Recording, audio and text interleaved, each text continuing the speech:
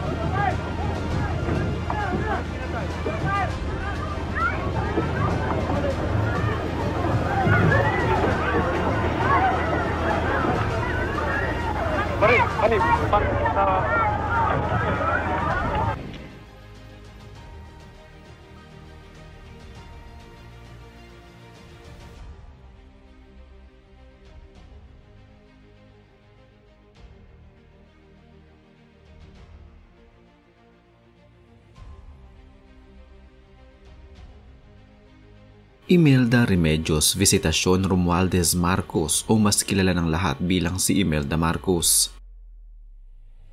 Ang asawa ni dating Pangulong Ferdinand Marcos Sr. at naging First Lady mula noong Disyembre 30, 1965 hanggang Febrero 25, 1986.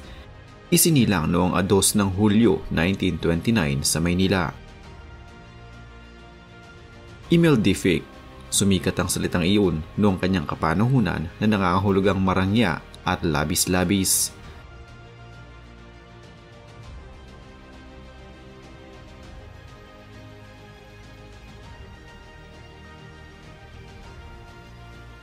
Marami ang mga kontrobersiya at issue ang ibinato sa kanya sa 10 ng kanyang pamilya na nag-iwan ng malaking pilat sa kasaysayan ng Pilipinas. Bukod sa mga ito, marahil ay mas nagmarka sa atin ang maituturing na bangungot sa yugto ng buhay ni Imelda Marcos. Ito ay ang nabigong tangkang pagpaslang sa kanya noon. Noong 7 ng Disyembre 1972, ang suspect na si Carlito Di Mahilig ay tinangkang paslangin si Imelda Marcos na nasaksihan ng sambayan ng Pilipino at na-i-broadcast ng live sa Philippine television. Ang mga nakakagulat na mga tagpong ito ay nangyari sa isang open-air awarding ceremony na parte ng Imelda's National Beautification and Cleanliness Contest. Makikita sa mga labi ng dating First Lady ang excitement sa pagbibigay niya ng mga awards sa mga natatanging taong tatanggap ng mga ito.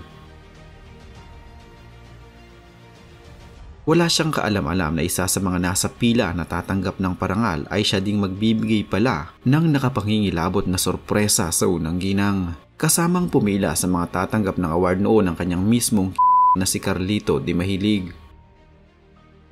Tinawag siya sa entablado para tumanggap din sana ng parangal nang walang ano-ano'y may nakatago pala itong bolo sa manggas ng kanyang kaliwang braso.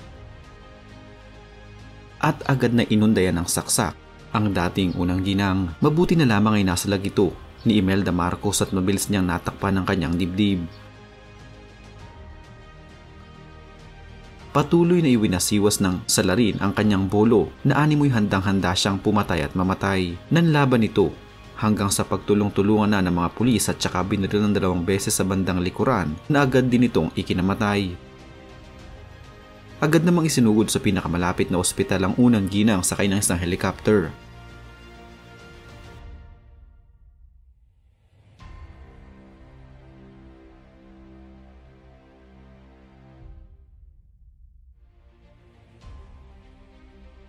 Sa kabutihang palad ay hindi gaanong naapektuhan ng mga saksak ang kanyang mga vital organs, subalit kinailangan pa rin siyang tahiin sa tinamo nitong sugat na umabot sa halos 80 tahi.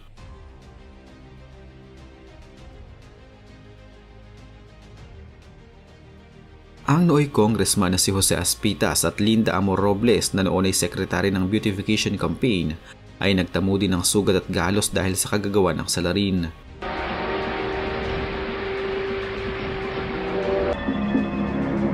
It was a beautiful afternoon in December. It was December 7. It was the 7th day of December, in the 7th year of President Marcos's administration, and the 77th day after the proclamation of martial law.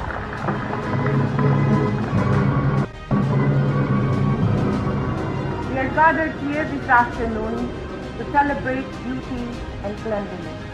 When we bring the sparkle of cleanliness to our community. We were giving awards, and suddenly there was a man with a dark suit and had a bolo right inside his sleeve.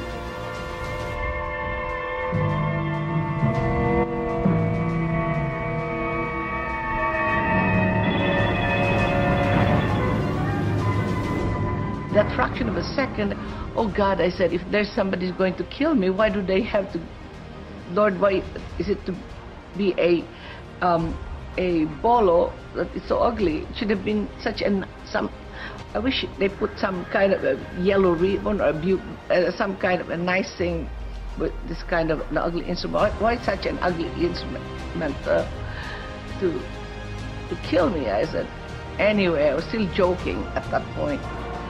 In fact, when this man was hitting me with his bolo, I looked around. I said, I wonder whom he is about to kill. Little did I know that it was going to me.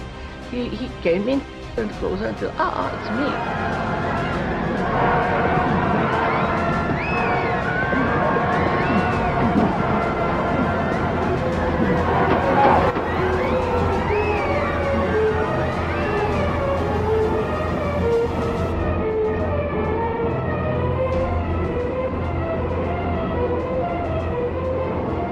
I did not feel any pain yet, and then I had all these 11 cuts. Eventually, this one here, all of this was cut off, dangling.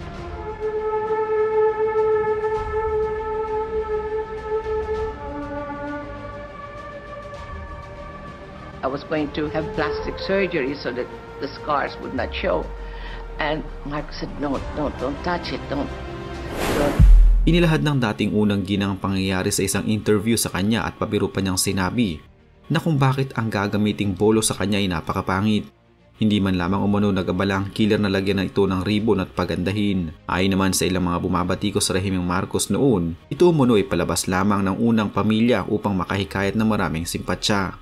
Marami ang naniniwala na ito ay gawa-gawa lamang dahil sa parehong taon din isinailalim ni dating Pangulong Ferdinand Marcos Sr. ang buong Pilipinas sa martial law o batas militar. Dagdag pa ng ilan, ang pagiging killer umano ni Dimahilig ay medyo questionable. Bukod sa paggamit ng bolo imbes na baril, bakit hindi daw niya nagawang saksakin ang kanyang biktima ng mas malala? Gayong napakalaki naman ang tsansang magawa niya ito sa unang unday pa lamang ng kanyang bolo. Subalit ayon naman kay dating Pangulong Ferdinand Marcos Sr., gayunpaman, malaki ang pasasalamat ng mga Marcos na walang malubhang nangyari sa unang ginang noon.